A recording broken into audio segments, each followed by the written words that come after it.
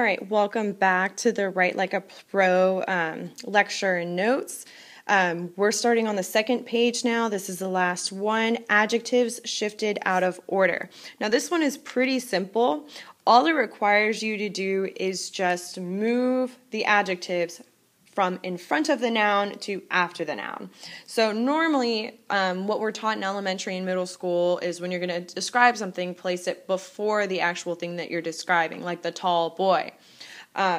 What this does is actually disrupts the normal fluency of a sentence, and it can actually make the reader focus on the details that you are providing. So this is really good if you want to add emphasis to a certain detail or description of your object.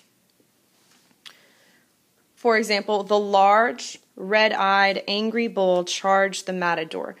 All of the adjectives are before the noun in the first example. Then once you go to the shifted adjectives, we have one adjective in front, notice the comma, and then two adjectives after the noun. And that's all it is. It doesn't mean you have to have 3 adjectives to describe your noun in order for you to do this. This is just the idea of kind of moving things to create some sort of syntactical interest.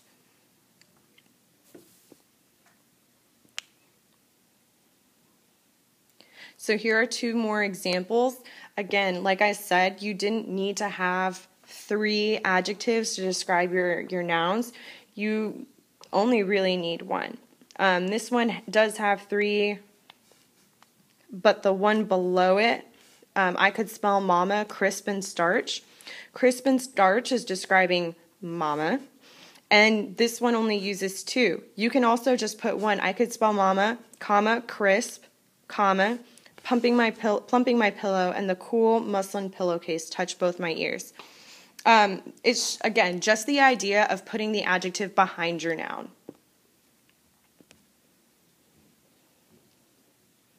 Vivid verbs. This one is slightly tricky because this won't be as simple as the others. To be verbs are is, not as, was, were, be, being, been.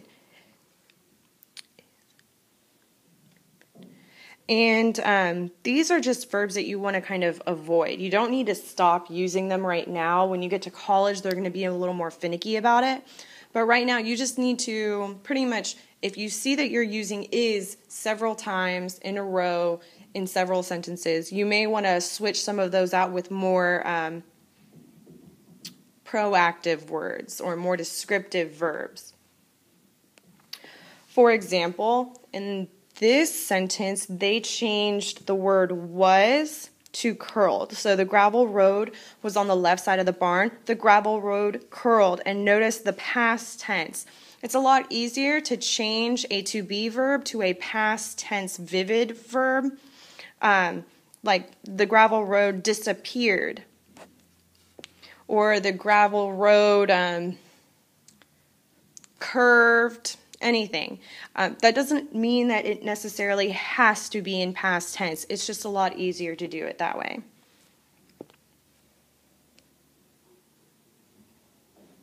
Here's an example from literature. This is from Of Mice and Men. Lenny dabbled his big paw in the water and wiggled his fingers so the water arose in the little splashes. Rings widened across the pool to the other side and came back again. And the last and final one, similes and metaphors. If you are able to naturally and seamlessly integrate similes and metaphors into your writing, almost guaranteed for. That shows very, very complex thought process and a real depth of knowledge and understanding of the writing process, which is very impressive to the readers.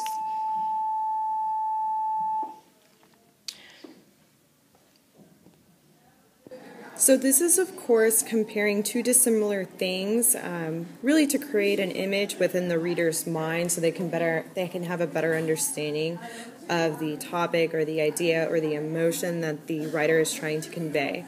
I know here it says that similes do this using like or as. However, it also says or any connective wording. That can include a semicolon. So I am sorry, your teachers did not lie to you when you were younger. It's just easier to tell kids that similes must use like or as, especially when metaphors, their definition is without using connective wording, which is extremely vague, I know. And we're going to try and practice identifying types of similes and differentiating them from metaphors later on in the year.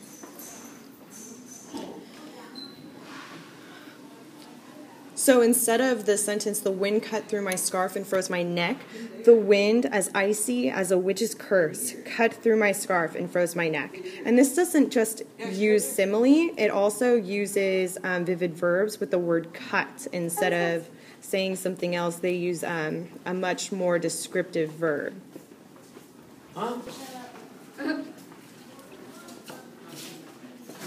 right, and last but not least are two examples from literature, or kind of.